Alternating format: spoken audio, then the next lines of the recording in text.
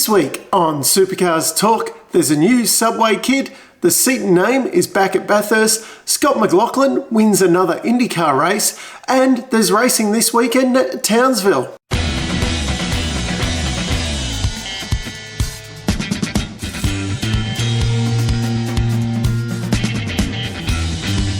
The big news this week heading into Townsville is that WRU, DJR, Groves and Team 18 have confirmed that they're going to keep their Indigenous liveries for this weekend.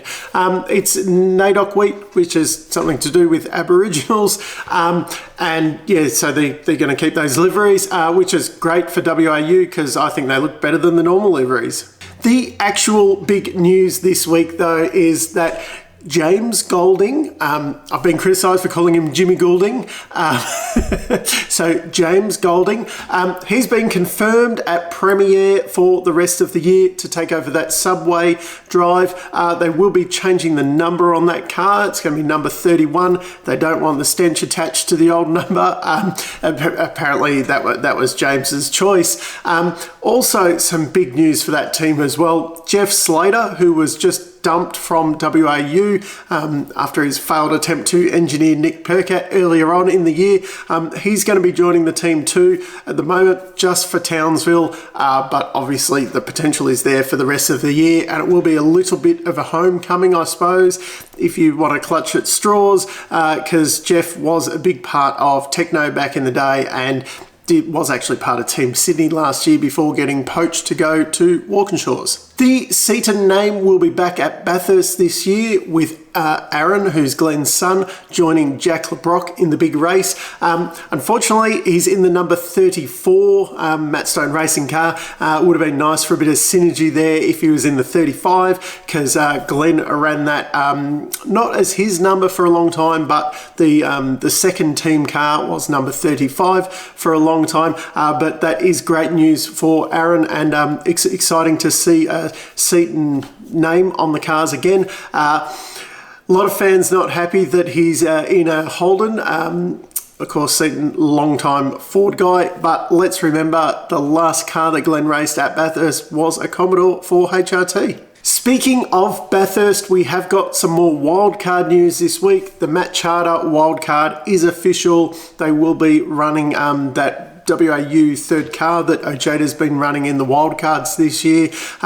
They will be getting some help from Walkinshaws, but it will be mainly manned by Matt Charter Motorsport personnel.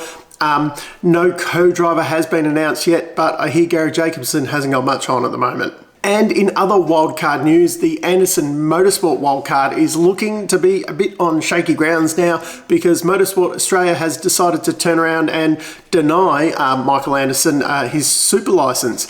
Now, when this was all released, supposedly he had enough points, and I haven't looked into it, I'll be honest, but yeah, I read it at face value. Supposedly he had the points and everything. Super license was proved. Apparently he has got a super license, and they've turned around and said there was some, I think it was irregularities in his application, and they've denied it on that.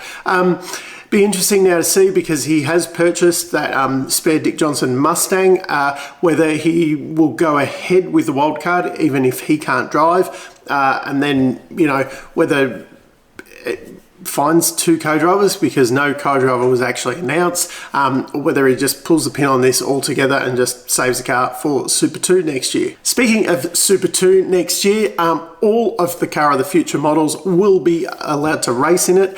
So that's your ZB Commodores, VF Commodores, FGX Falcon, FG Falcon, the Mercedes and the Volvo if you want to, and of course the Mustang and the Nissan Altima. So a lot of choice there. It will be interesting to see though how many kind of Mustangs and ZB Commodores do filter through, because I know of a lot that have been purchased by collectors and things like that, and then how many teams will kind of keep for a little bit as ride cars for their own Super 2 programs and that. So it'll be interesting to see if some of those guys, you know, the Super 2, the genuine Super 2 guys, if they have the ability to purchase those new model cars. But also, speaking of the Super 2 and Super 3 combined field, Townsville will have 32 cars in that field.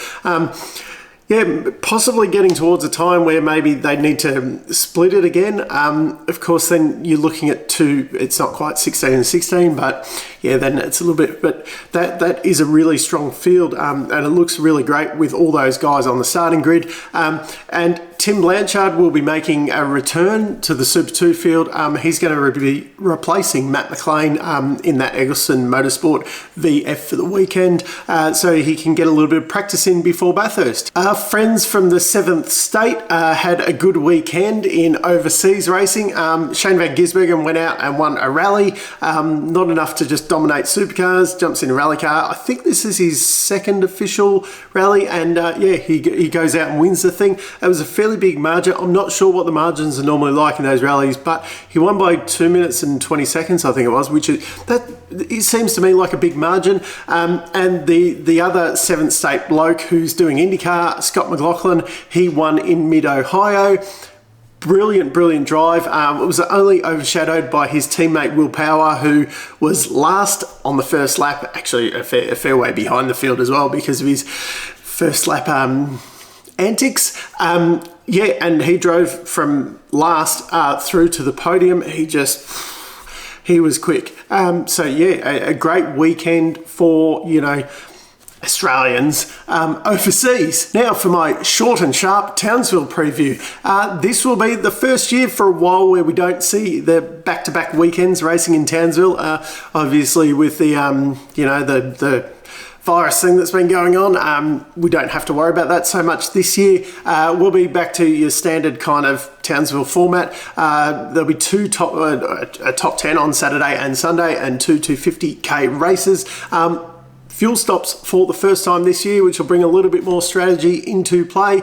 I'm predicting Shane van Gisbergen and Cam Waters to be fighting it out. Waters has got a bit of pace. You know, Shane will have his form back after, you know, that terrible Darwin round that he had. I expect DJR and Mostert to be fighting for that final podium position really. But my pick of the weekend, I suppose, is I think this is going to be a standout weekend for Brock Feeney, where we're actually going to see him, you know, right in that top fight. This is typically a very good hunting ground for Triple Eight, and I think he's raced here in Super 2, things like that. I think this is going to be the one for Feeney to have his first standout weekend. So that's it for this week. Down in the comments, let me know what you predict for the weekend in Townsville.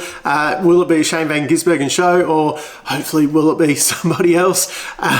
Don't forget, Backseat Drivers will be on tonight, which is Thursday night.